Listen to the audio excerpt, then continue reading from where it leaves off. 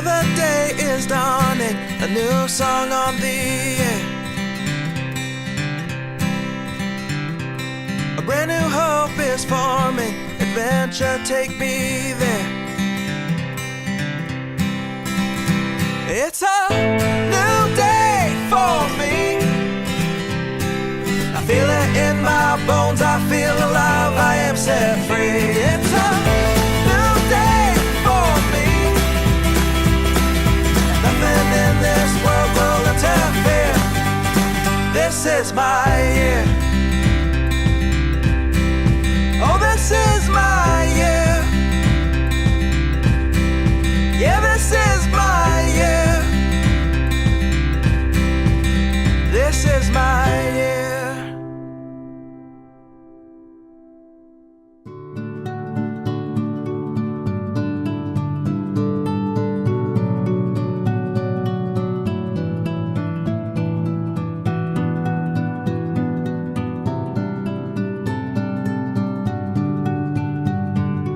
My full name is Charles David Larson.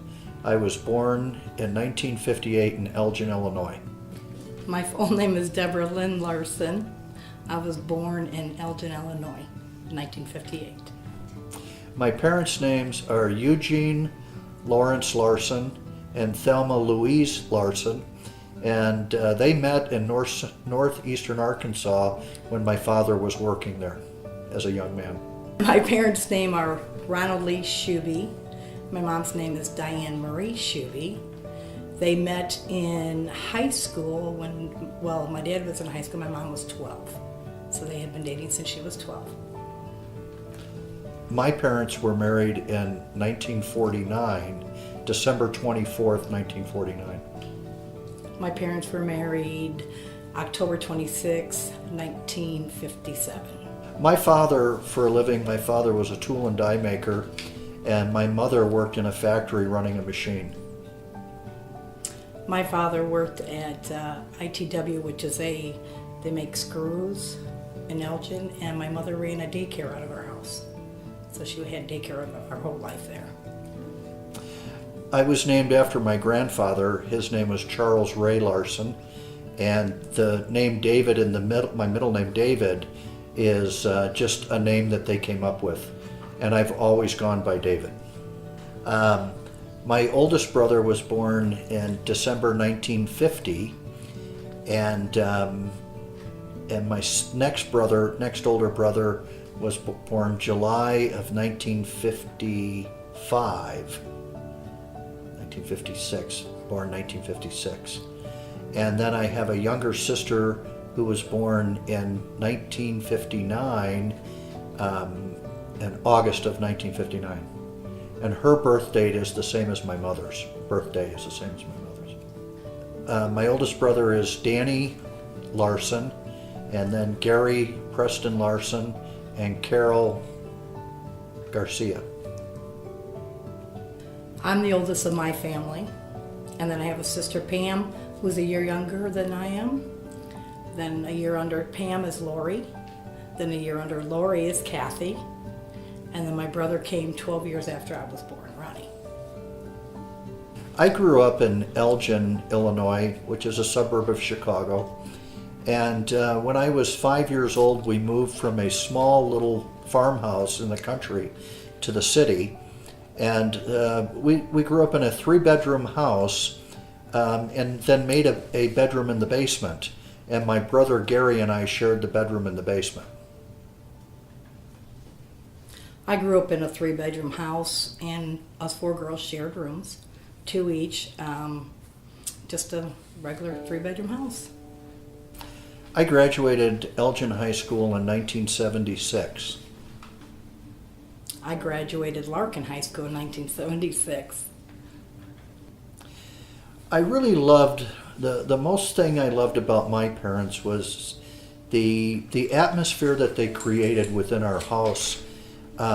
We had a very, very loving family, and we were a very middle-class family, but we never fought. We just got along well, and my parents instilled that into us, that we would just have a fun, loving family.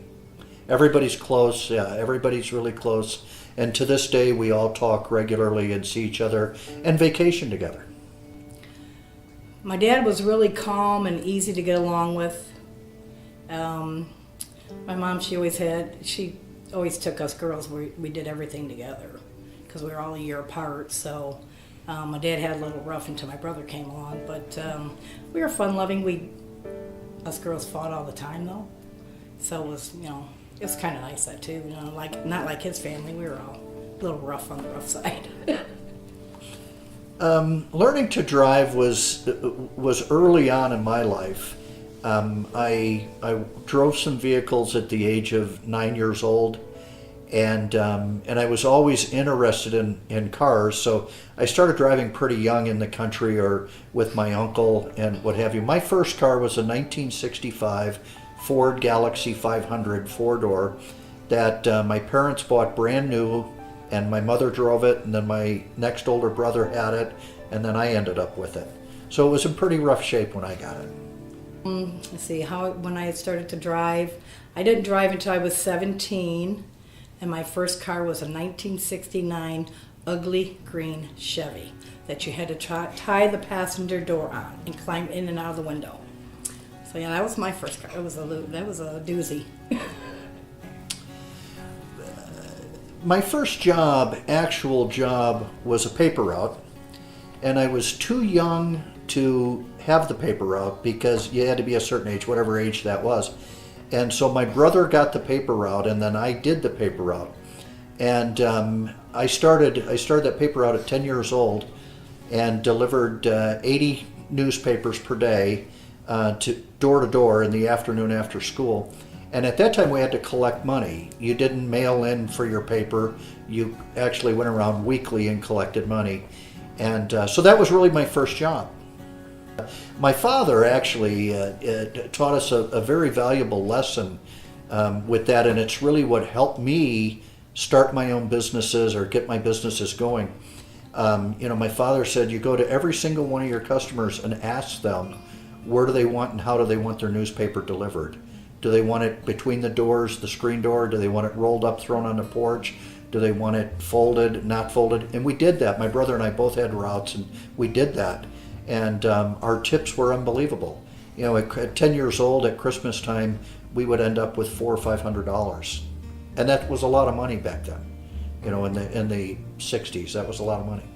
My first job was I worked at Gibson Guitar Strings. I made guitar strings. Didn't work there very long, but I was there.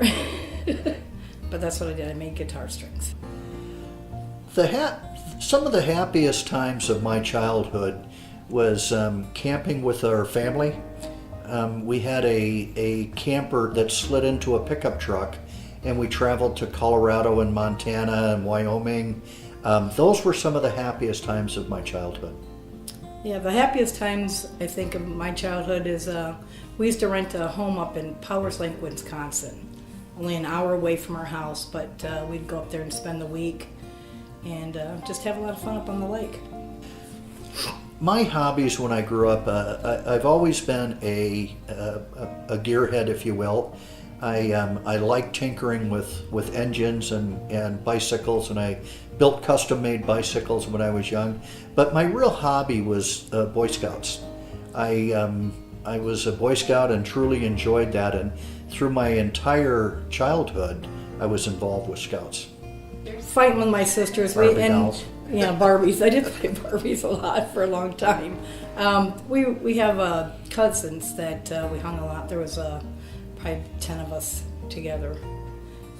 My dad and their dad were brothers, and my mom and their mom were sisters, so we were all pretty close. So that's what we all hung around together. So.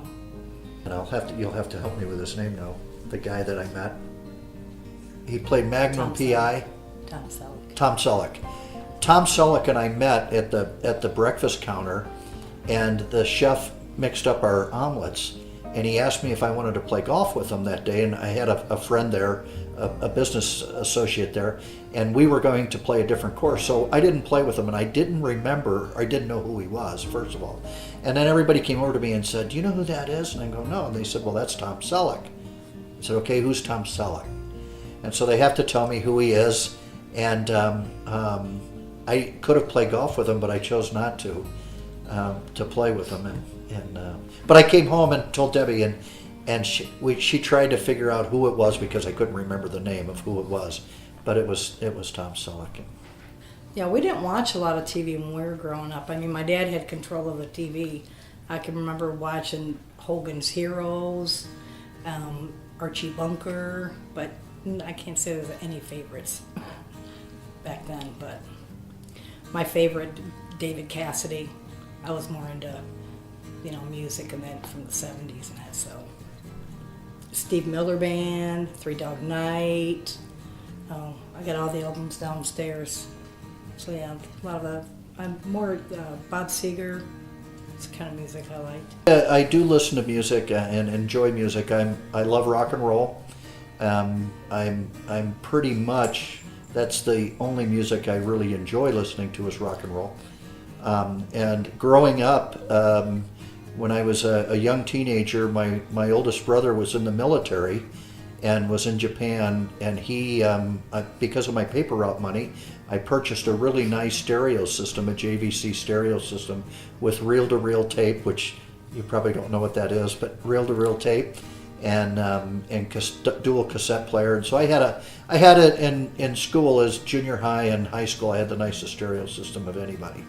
I had I'll say before junior high, I had a best friend that was a Puerto Rican guy. His name was Angel Rodriguez. He was the oldest of 5 children in his family. Lived a few blocks away from us, and he and I hung out a lot together. When we got into high school, we split up a little bit, just simply because of interest in what was going on. And then my best friend from then on was a gentleman by the name of Mike Lewis. Mike was a year ahead of me in school, and he and I to this day are still really good friends. As a matter of fact, Thursday I'll be going to Canada to fish with him for 10 days. My best friend was my cousin Terry. We hung around a lot, and our sisters, but I haven't seen Terry in a long time, so we just, with her being in Illinois and us being here. The first time I really got in trouble, what I would call serious trouble, was kind of hilarious. We went to a movie theater, and our family laughs about this to this day, but we went to a movie theater as young kids. My parents dropped us off in Elgin, and a couple of my cousins and my brother and I and my sister, and I had a cowboy hat that I snuck along, and I put a safety pin in the front of it and put the bill up on the front. And my father told me not to take that hat into the movie theater. Well, I was wearing it, and when I came out, I had the hat on. And I got in some pretty serious trouble for that. I didn't get in too much trouble. The only time I really got in trouble is I had spent the night at my aunt's house, and I was 15, and we snuck out of the house, and that's when we got in a car accident. So I didn't get in too much trouble because I was pretty well banged up from the car accident and spent a year in bed, and I had fractured my hip and pelvis, and so I was actually still, to this day, I've had numerous surgeries on my knees and my hips, but I didn't get in too much trouble. Yes, when I was growing up, one of the first major news stories that I remember, it was actually the day we moved into our house in the city. I was 5 years old, and it was in November, and I won't recall the date. One of you may remember the date, but it was the day John F. Kennedy was shot. And so they were installing our new color television, and we were the only one on the block that had a color television, and everybody was overlooking at our television as that unfolded. And then I also remember in 1969 when we landed on the moon, and that was a major, major event that we all got to watch and experience. We've been married for 40 years. We got married July 1st, 1978. We met on a blind date. That he stood me up on, and then so a couple weeks later we actually met in a bar, in our hometown, and he was with another girl. And a friend who set us up on the date was there, and she hadn't come to our table, introduced us, and the next minute I knew he had left the bar, took his girlfriend home, and came back to the bar. And we talked for a couple hours that night, and then started probably dating like a month later. He was bad. But I always told him I would make him regret it. Standing me up. Right? Yeah. Our first date actually was in January. We actually went out with other friends to bars, and that was really our first date. Because we had talked for a while before that. I said I love you first. That's what he says. I don't think so. I proposed to Debbie actually in a car in her mother and father's driveway.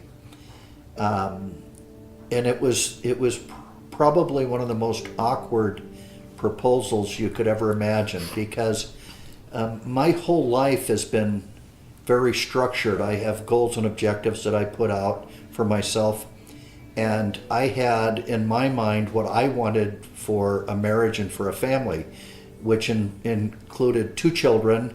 Didn't matter if it was 2 boys or 2 girls or a boy and a girl. And I was set on the fact that I would make a living and my wife would take care of the children at home. And so with our proposal, I said, what do you think about this? And so we started talking about the plan of a family. And she said, I like that, and that's what I would do. And then I asked her, I said, if that's the case and you truly feel that way, would you marry me? No, I wasn't disappointed. I really never remembered it. Every year on our anniversary, I ask him, how did you propose to me again? And then before our anniversary, and then he would say, I'll tell you on the day that we were married. So every anniversary he tells me, and then the next year I would forget again. So it's bad that I didn't. And then now I have it in my mind, now I know. It's not going to go away. We were married July 1st, 1978 in Elgin, Illinois, at a Baptist church. With Dr. Reverend Reed. Yes, Dr. Reverend Reed. Yeah. We had a reception at the Fireman Hall in Dundee, Illinois. We had like 220 people there. Had a great time. We had a big bridal party, bridal group. Yes, we did. We had 12 or 13 people stand up for it, I think. So, yeah, 13 people stand up for us. We had a big family. So everything went great up until the reception. We had a few fights break out. After we had left the reception. Yes, after we left the reception. A couple of guys messing with girls they shouldn't have been messing with, and husbands not liking it. And unfortunately, you look back at it now, but we had open bar, and so there was a lot of alcohol flowing, and a few people got out of control. We did have a honeymoon, and we traveled to Niagara Falls by car, and had a wonderful trip.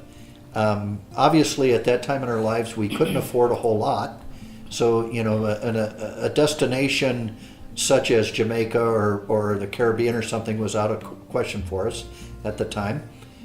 So we drove, but we did some really neat things. We went to the Kellogg's plant where they make cereal, and we got a tour of that. We spent 3 days in Niagara Falls, and then we took the ferry across Lake Michigan. We put our car on a ferry and came back on our way home through on a ship across Lake Michigan.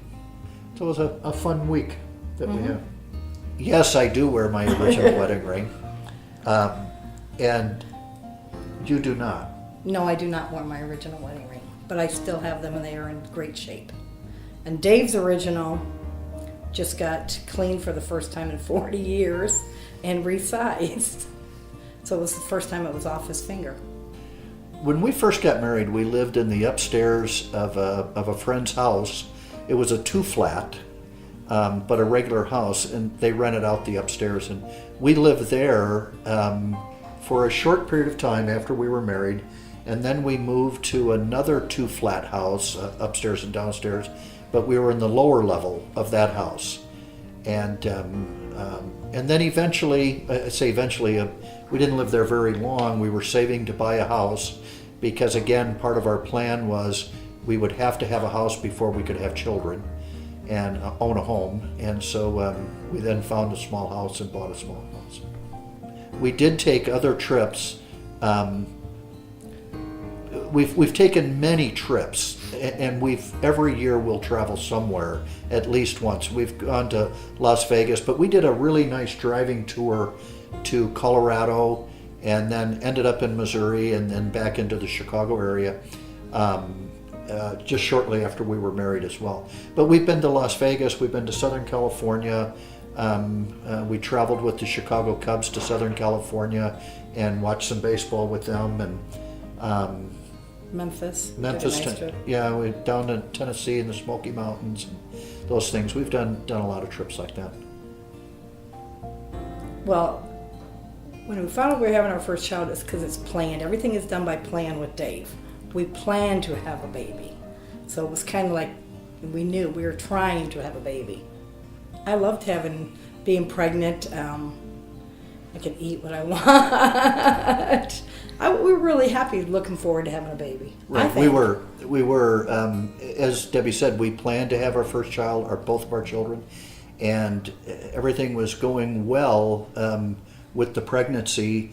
Debbie was still working for a law firm, and I was working, and about 6 months before Amanda was born, we were up in Wisconsin.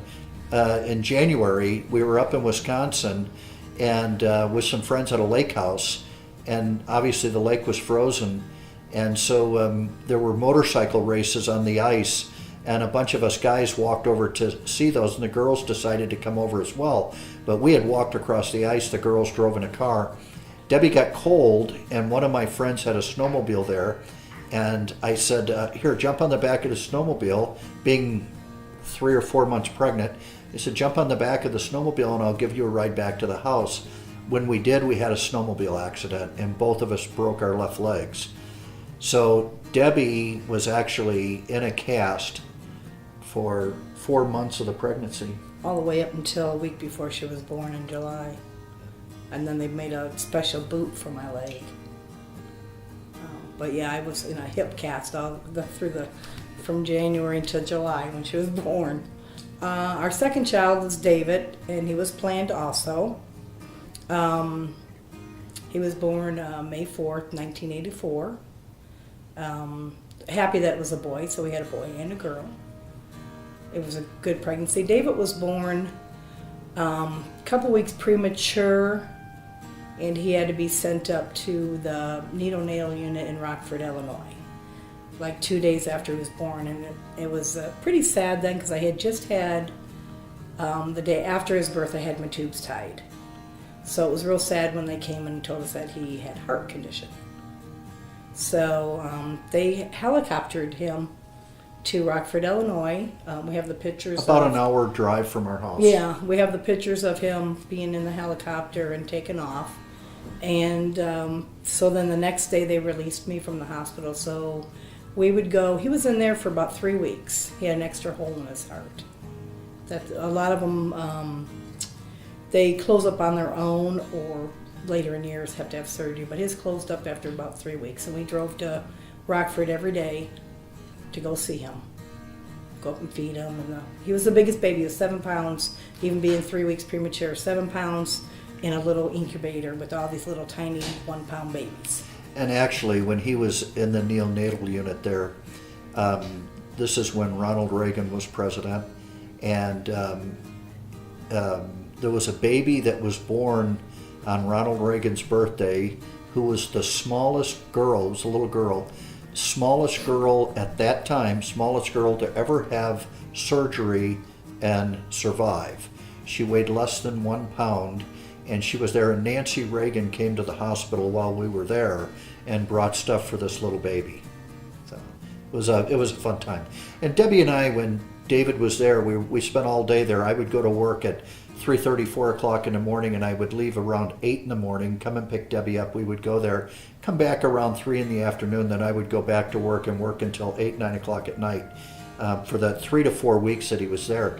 But while we were there, we had the opportunity to work with several parents, and most of them were pretty young, to help them get through what they were going through. And most of the babies, not all, but a lot of the babies that are there in these neonatal units are drug affected babies. You know, the parents are on drugs and what have you. So we coached and counseled some of those parents and worked with them to try to help them get straight. Yeah, I think so often things like this, it can tear you apart, or it can make you stronger. And if you take the positive approach and look at it as how do we work together to make this get through this, that made us stronger and brought us to where we're at today. Yeah. But that's adjusting, and we always have to be flexible and be able to adjust. But believe me, as soon as you get word that your child's going to the hospital or you're doing something, now you enforce a plan immediately.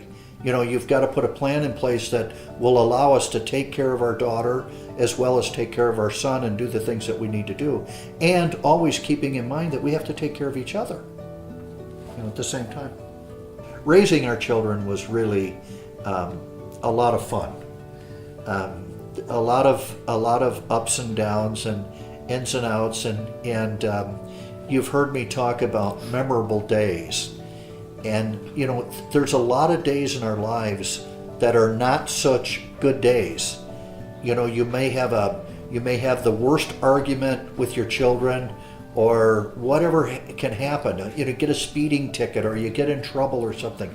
But that's a memorable day, and as you go through life, those are the days that mean everything to us. The days that we can remember, and we think about how many days you can't remember, but they're memorable. So for the most part, and my children have criticized me for this, that I wasn't around enough. I was working too much. I spent too much time away from the house trying to build businesses and do the things that we were doing. And our plan was, when we got married, was she would take care of the children and do most of the day-to-day stuff. So it was a challenge. It really was. Yes. And moving from South Elgin, Illinois to Wichita was a huge challenge. Our children were 10 and 7 when we did that. And we left South Elgin with both of our parents, all of the cousins, nephews, nieces, everybody living there within 5 miles of our house, and we moved to Wichita, Kansas. So it was tough on our children. And they only had 3 weeks to know that we were leaving the state. Our daughter Amanda was always a very, very loving child, and everybody liked her, and we didn't have a lot of, if you will, action with her until she became a teenager. And when she became a teenager, she got pretty wild and aggressive and what have you. And sneak out of the window and go out with friends at 2 a.m. and things like that. And with her, probably the one that I laugh about the most was I get a phone call wee hours of the morning, 1, 2 o'clock in the morning on a school night. And the police officer says, I have your daughter at such and such an intersection. I pulled her over and it's after curfew. And I said, no, my daughter's in bed. And I walked into her bedroom, and her bed was fluffed up and stuff like she was in bed, but she wasn't. And her window was open. So the police officer said, I'll just follow her home. And I says, no, I would appreciate it if you would not do that. And he goes, well, I can't let her go by herself. I said, no, would you just wait there and tell her that her father's coming to get her? And her mother and father will come and get her. And so I knew that would help solve the problem of it happening again. And she would have 15 minutes or so of waiting for me to get there. And when I got there, she immediately said, I'll ride with Mom. And I said, no, you'll ride with me. And so she got a good lecture all the way home. And so She until the teenage years, she was really almost a model child until the teenage years. Our son, on the other hand, he started young. At 5 years old, he started a fire in the trees. In the trees, we had pine trees with needles, and him and his buddy. But he's a planner because they peed in coffee cans so they would have something to dump on the fire when they wanted to put it out. And one day we went into his bedroom, and underneath his bed was a coffee can full of baby snakes that he had found, him and his buddies had found. And so we had our issues with our son from the time he was 3 years old. And when we moved here too, because he set the neighbor's Dumpster dumpster on fire like a week after we moved here. Yeah. I mean, they were inside the dumpster and started it on fire, and they didn't do it though, but all their hair was singed on the top. But they didn't do it. They told the fire truck, and we didn't do it. But their eyebrows were singed. Yeah, it was bad. And we're really lucky at that time. I mean, you get frustrated, you get mad, but it was a construction dumpster, and they used some paint cans and built a fire in a paint can, and it got out of control. So, we're fortunate that they could get out of that dumpster, because both of them could have perished in, Yes. in that dumpster. But, yeah, he was a troublemaker. For the holidays traditions, I would say that the one thing we did for many years after moving to Wichita is we would travel back to Chicago every Christmas, and we would stay with Debbie's sister and her husband and their two children. And so we did many, many Christmases with them. And Yeah. then as the kids got a little older, we actually had a couple of Christmas mornings in a hotel room. And we got a tree, we put a tree up and did some neat stuff in a hotel room, which was fun. And then go ahead and talk about what you do every year with the children. Every year we have Santa Claus come here, probably like a week or two before Christmas, and we have the most kids I think we've had is 25 kids, and I buy a gift for every child, which they think Santa Claus gave it to them. So, but we meet Santa out in the garage and give him the gifts, and then we have a big party, and we probably have a good 50 some people here with their parents and grandparents and everything, and we have a nice time. We put a name tag on all of the children so Santa knows their names, and we've used the same Santa forever. 10 years. 10 years. So Santa has seen all these little kids grow up to be big kids, and it's just cute as can be. Yep. You know, I started off. Let me start my career by saying that I do not have a college education, and I'm not proud of that. But I started working after my freshman year of high school. I worked a summer job in a factory, helping some people move into a factory. My sophomore year of high school, I worked part-time, and at the end of my sophomore year of high school, I started working full-time. I was working 48 hours a week, 4 in the afternoon till 12 midnight, and then I had to work Saturdays in the factory. So when my junior year of high school started, I went to my folks and I said, I want to keep working, and my parents said, absolutely not. You're not going to do it. And I said, give me one semester. If I keep my grades up, let me work. And I enjoyed it. I really liked it. I felt good about what I was doing. So my last 2 years of high school, I worked 48 hours a week. Worked a full-time job and went to high school during the day. When I got out of high school, I immediately went on to the day shift as a supervisor. And at 18 years old, I had 7 men, all obviously older than I am, older than what I was at the time, reporting to me. And I was their supervisor. And I worked up through this company, a very large company. We were doing about $80 million a year in revenue, 550 employees. I worked up to be the number 2 person in that company through the years. In 1991, I was approached by some people. I have done some engineering and some design work. I'm a self-taught engineer. I read the books, I do the things that I need to do, and I can design and build stuff and hold several patents on different devices, and have sold some of them and done some things with them. Even when I was young and back in South Elgin, I did this. So I was approached by some people that I had helped to do some design work here in Wichita, that wanted to sell their business. There were 5 men that owned this business, and they flew into Chicago and met me for dinner and said, we would like to sell you our company. And I said, I don't have that kind of money, to buy a company. So I was being paid very well for the company I was working with. And they said, well, think about it. We'll make a way for you to buy it and do this. Well, it was one of my dreams. It was one of my goals. And I had another company that I started that's still running well, that my friend and I founded, and he's got that company completely now, and still a very, very good, strong company. He and I started that, and I was doing engineering work at night, working my regular job during the day, doing engineering work at night for him. So I knew that business would be hard for me ever to afford me to go to work for him. So these people made this offer to us, flew into Chicago, made me the offer of taking over this company. I went home, crawled in bed after a martini or two. I crawled in bed and said to Deb, I said, what do you think of moving to Wichita, Kansas? And she said, where in the hell is Wichita? And I said, here, I'll show you on the map in the morning. Debbie and I had a tradition that we did for many, many years. We would get up early in the morning because I go to work early. She would make breakfast and we would play Yahtzee. And we did it for years. Yes, we did. And I said, I'll show you in the morning. Well, we didn't have computers then, so I get the atlas out and I show her where it's at, and she looks at me, and her exact words that morning, were, I'm with you, whatever you want to do, I'm behind you. And I said, okay. So we started negotiating the deal, and here we are. We ended up coming here and buying the other people out, and we, I tell people this, and it's hard to believe, but we took a $50,000 a year pay cut, and we took every penny we could scrape our together to buy into this company and to get this thing started.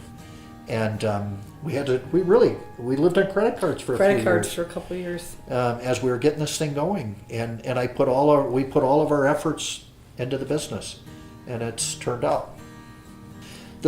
We sold the business not quite 6 years ago, to a German company. Today it's called Ryloy USA, and it's a large company, and the product that we manufacture, we make equipment for the plastics industry that melts plastic, most of which I've done the design work for the equipment that we make. And in the U.S., we're the second largest company doing this in the U.S. and known in the world for our products. We have one patent that I hold that makes eyeglass lenses, that melts the plastic for eyeglass lenses. We're doing eyeglass lenses all over the world for a company called Essilor, which is the largest lens manufacturer in the world, and they own Oakley and they own Ray-Ban and all of those. They use every one of their injection molding machines has our equipment on it throughout the world. Oh goodness, the loves of my life. Lainey, number 1, 14 years old. All 4 girls are born in October. Lainey's 14, McKenna Charlie, which she goes by Charlie, is 12. Those are my daughter's girls. My son's girls are Ellison, who's 10, and Kaylee, who's 6. And then we have the boys that came along after all these years. We have Gunnar, who is David's new girlfriend's 3-year-old son. And we have Remington, who is our new grandson, first grandson ever, who is going to be 6 months old. But yeah, my grandkids are the love of my life. Well, I like them better than my kids. They listen to me. I just have fun with them. We do everything together. We act goofy, we dance in the store, we go out to eat, we watch movies. I don't know, I just love being around them. I think the most amazing thing for me, for our grandchildren, is watching them grow. It's amazing how quick they grow up and how fast it goes. And we have one that's behind the wheel of a car now, barely, but behind the wheel of a car. And even this morning, I got to watch her change the oil in a car, and in my car shop. So those things are really, really fun to watch, and to see them sing at school and to see them grow the way they've grown, it is just incredible. And to know that we play a part in that means a lot. I do have a car collection, and maybe more than I should have, but I don't have as many as Jay Leno, so I'm still chasing him. But I've been a car person my entire life. I'll say my prized possession, if you will. It's not the most expensive car I have, or by any stretch of the imagination, but I have a 1962 Corvette that I rode in this car the first time when I was 9 years old. And I bought the car when I was 18 years old, and it's been part of our family forever. So that car means a lot to me, and it's been around. We have a lot of pictures with our children being real small, sitting up. It's a convertible hardtop with the top off in parades, and they sit up on the top and throw candy out and what have you. So it's good. But I'm partial to Corvettes. I own 4 Corvettes. The newest Corvette I've got is a 2015 Corvette that I actually went to the factory in Bowling Green, Kentucky, assembled the engine myself, and then I walked the car through the entire build process, step by step, walked right on the line, watched the car get built, and then ended up driving the car home. So it was a special one for me. But we have hot rods, and we've got classic cars. Altogether, I think we said 10 cars now.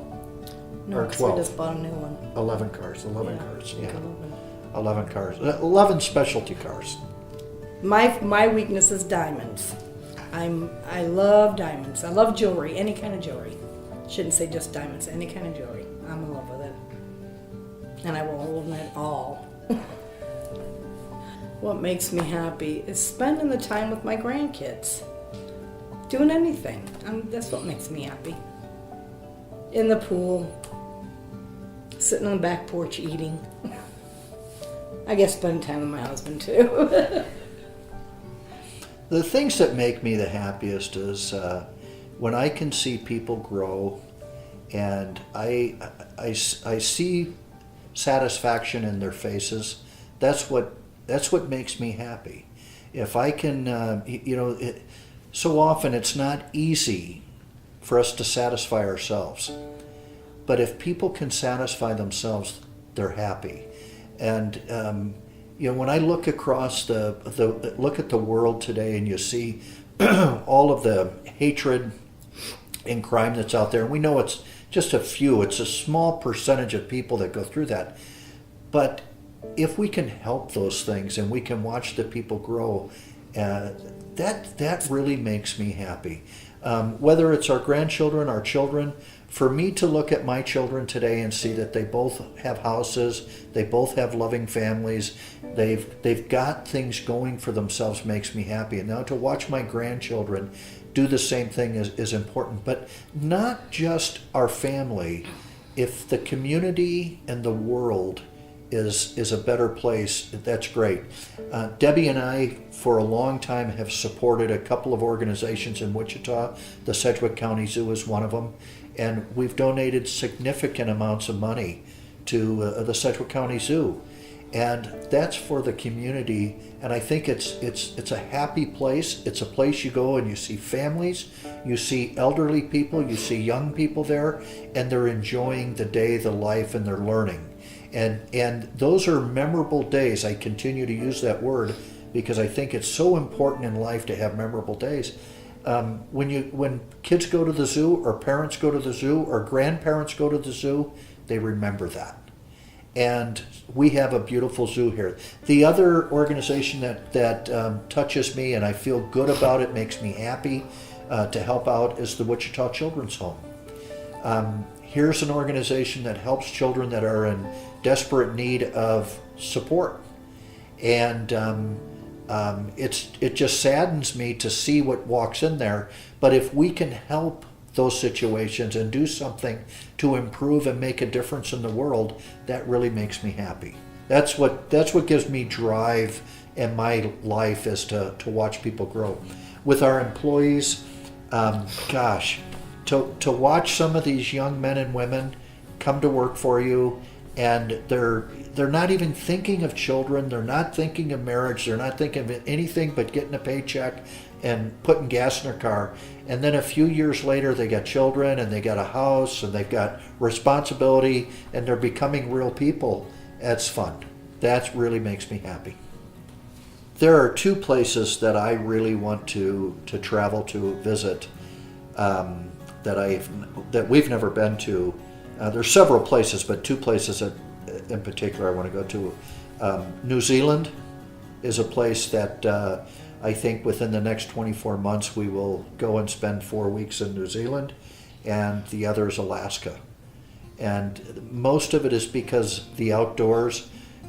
Both of us really love animals and love the outdoors, and New Zealand has got beautiful countryside with a lot of different animals and what have you, and the same with Alaska. My most favorite place is Hawaii. I love Hawaii. It's beautiful. We've had fun there. We've taken the kids there. We've been with our other family, Dave's sisters and brothers there. We've been with other friends from Kansas City there. All the different times. So that's my favorite place, besides Las Vegas. Love Las Vegas. I would agree with Debbie for our favorites. Another one that I would throw in there that's one of my favorite places to go is Jackson, Wyoming. I really enjoy that Yellowstone, Jackson, Wyoming area. It's beautiful. And we actually, 4 years ago, we went to Yellowstone the day after Christmas, and we spent 4 days in Yellowstone in the winter, which we had never done in our lives. And we'll never do again. It was beautiful.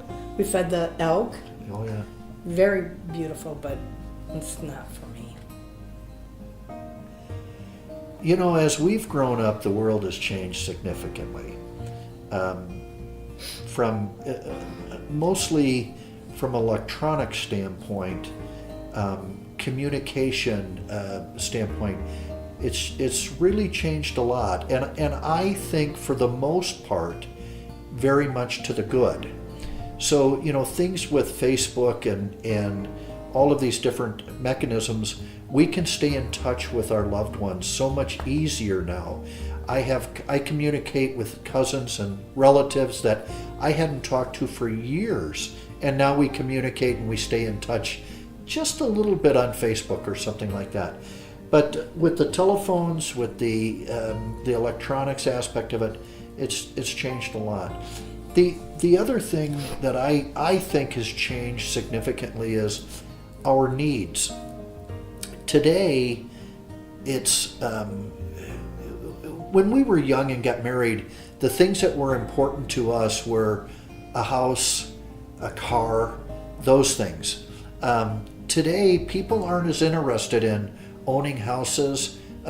Sure, a lot of people own houses, but a lot of people are saying, I don't want to be strapped down to a house. I want to be more mobile. I want to be able to go here, go there. So I don't want to worry about selling a house. So there's a lot more renting going on, or condominium type of living. And people are spending a lot more money on television and computers and things like that than we did when we were young. You see a big difference. When you look at a cable bill today and you see what the cost of television is, it's like, wow, that's a lot of money, that you put towards things like that. The other thing that we've obviously seen change is the what I'm going to call quality of life from a standpoint of people having respect for themselves or for others. And it's not young people. I don't want to make it sound like I think it's the young people who don't care.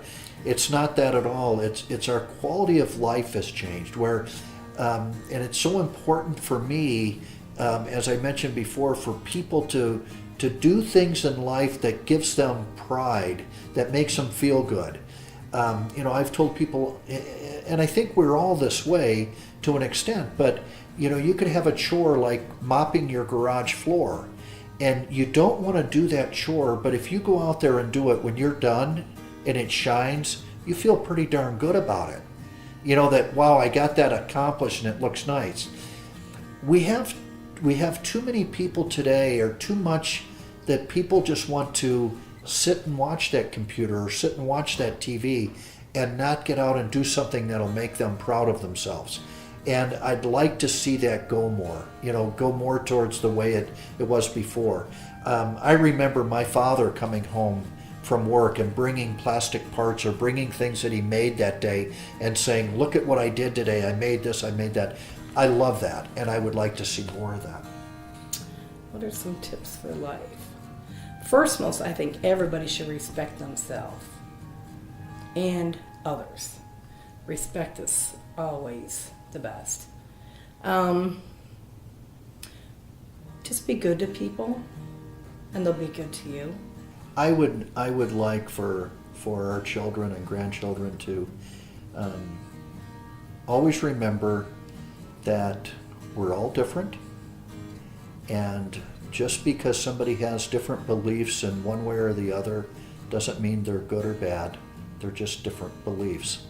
And I agree with what Debbie says, the respect for others, and always remember that the last thing you say to a person may be the last thing you ever get to say to them.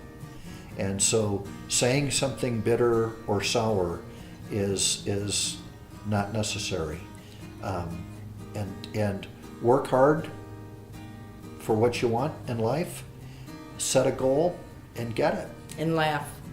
Gotta laugh. You gotta laugh, absolutely. Gotta have fun and gotta laugh. But you can't, I always tell our kids, you can't wait for something to come to you. Go get it. Go after it and get it. Because it doesn't automatically walk to you, you've got to go after it. A philosophy that I've always lived by is setting goals, and I've set goals since I was 8 years old. I write my goals down, and I can adjust those goals, and I do adjust those goals, but I write them down and I put a plan together on how I can make that happen, how I can do it. It's not just wishful thinking, it's how can I make that happen. Early on in my life, when I set my goals, some of them were kind of stupid.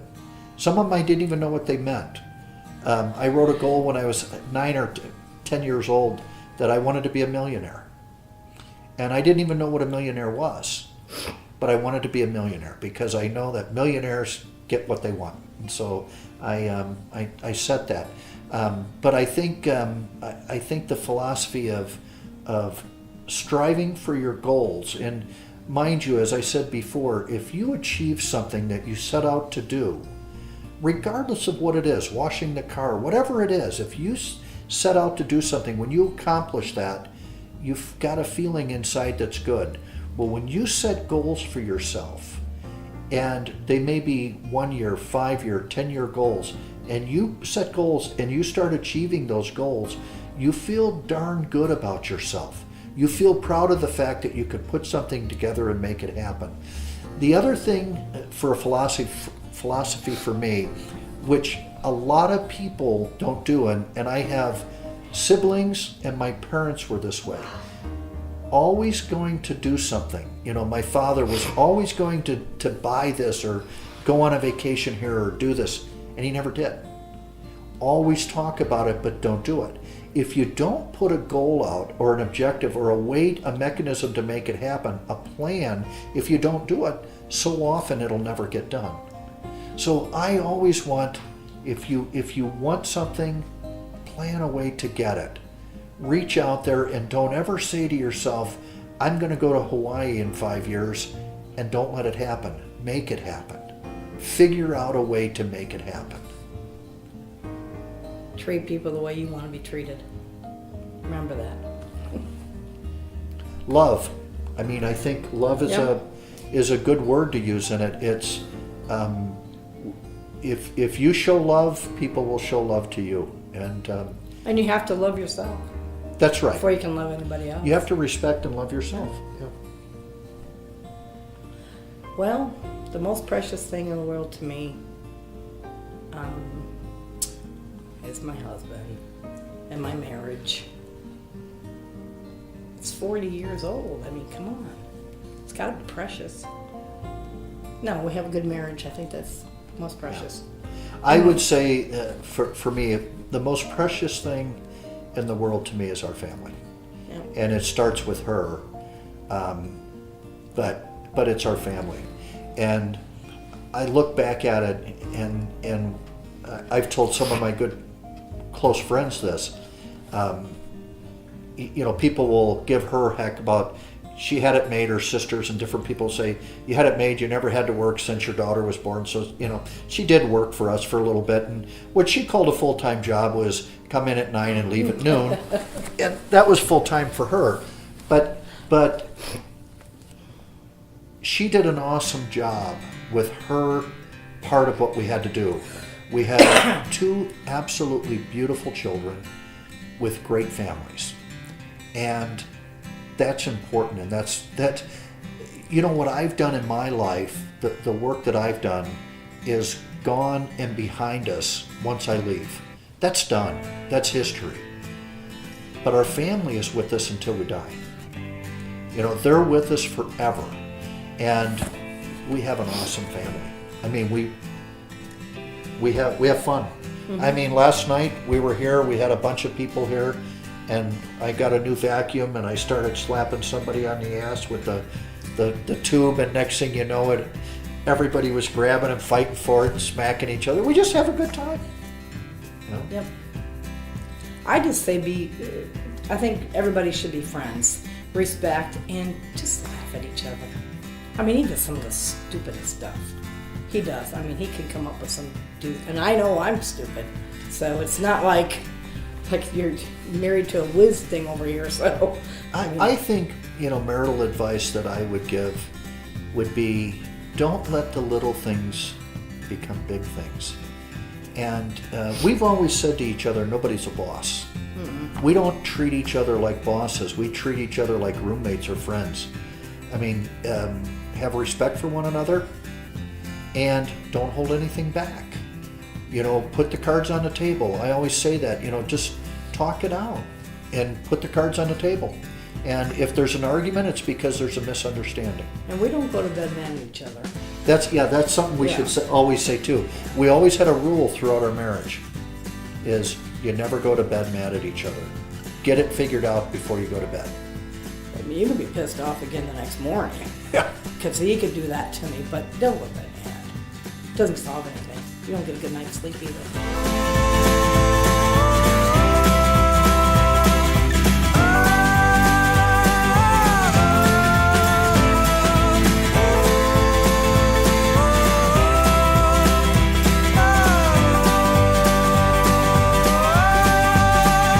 It's a new day for me.